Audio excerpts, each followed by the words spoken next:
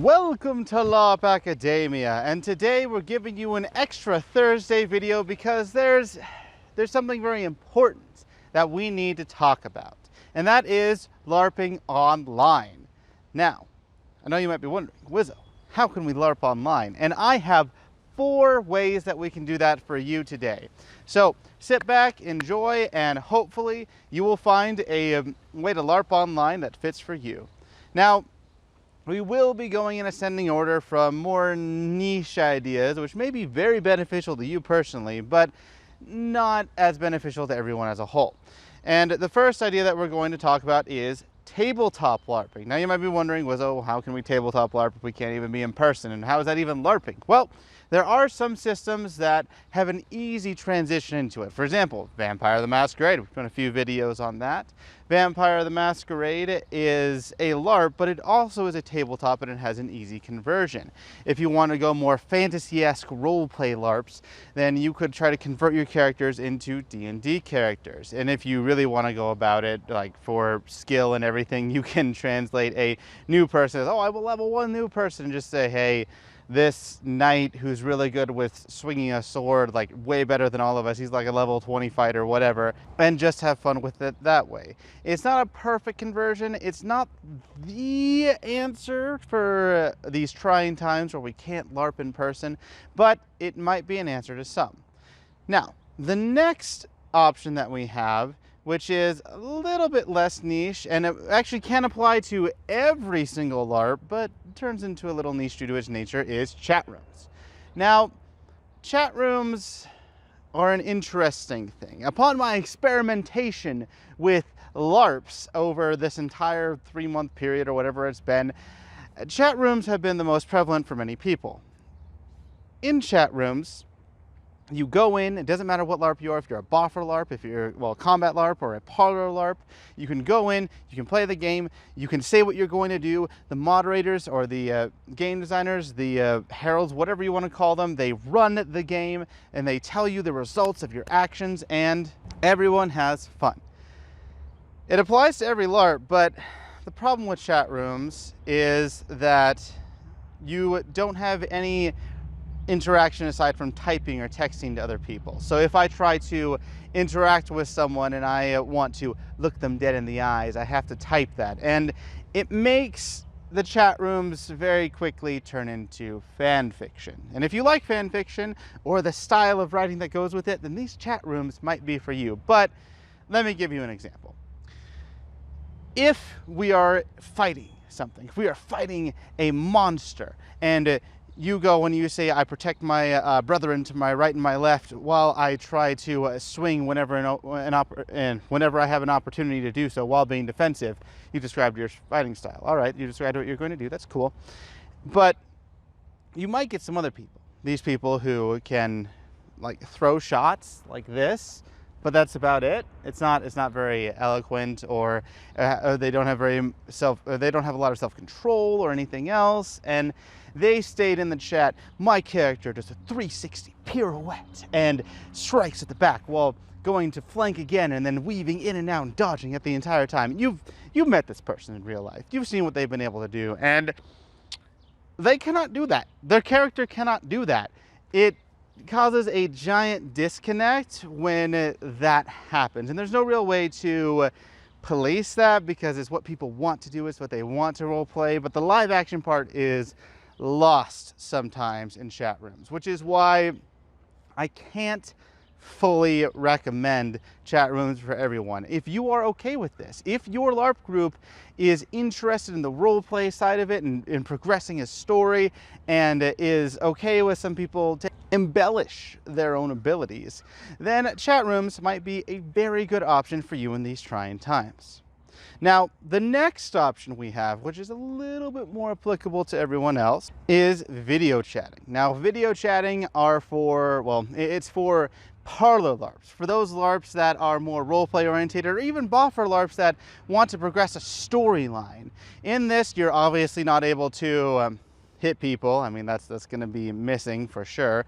So for pure boffer LARPs that go out and just swing and use it more as a sport than anything else, this might not be for you. For everyone else, you're able to customize your background, your character, everything else. You also don't have to go and spend those hours to drive and meet in person. It can actually be very nice overall.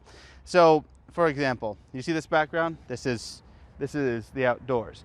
What if you were sitting in your room and you could customize it however you wanted? You could have a green screen, make it look like the outdoors if you really want and are very tech savvy, or you could use all those props that you were going to use in your normal LARP and just use it in the video chat. Honestly, not too much changes on a logical standpoint. Yes, you won't get to talk to other people or anything else, but well, more on a structural standpoint, it is kind of the same if you're trying to go through some story beats and other things where you don't have to just hit people with buffers. And this is actually what I would recommend as the best way to probably roleplay for non-buffer LARPs. Since if you have cards like Vampire the Masquerade, you're able, or rock, paper, scissors, you're able to do it on video chat and you're able to get through just about everything. It's honestly not that bad overall.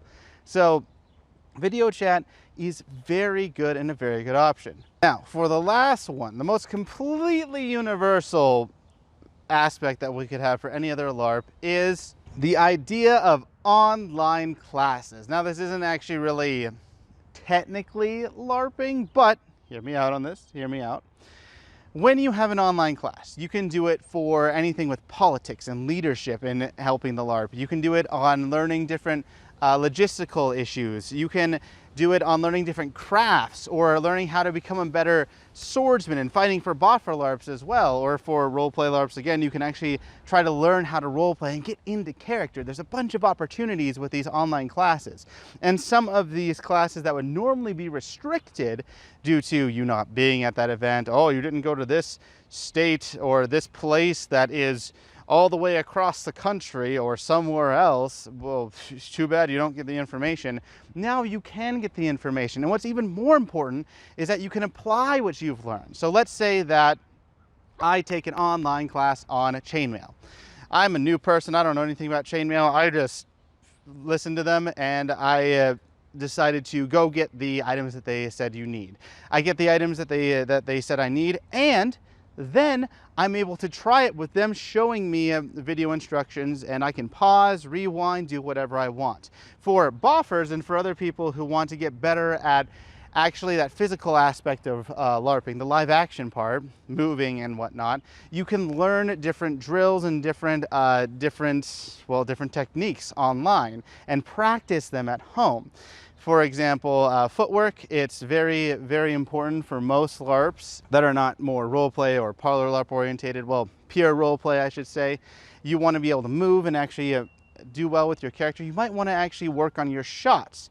In fact, here is an example of what I've been doing, well, one of the examples of what I've been doing to get better. So here I'm just showing you to have a Pell sword against metal, if you're ever doing against metal like I'm doing here, which I'm practicing my shot locations. It's a drill to get you to just get your shots in order for the first part of it. The next one that I'm doing is well, it's supposed to have a shield, that's why I hit my arm. I'm slowly going in to show you a new shot that I've been practicing, which is one thing that you can do is come up with new shots. I get a little bit faster, and that's what you can see it in full motion.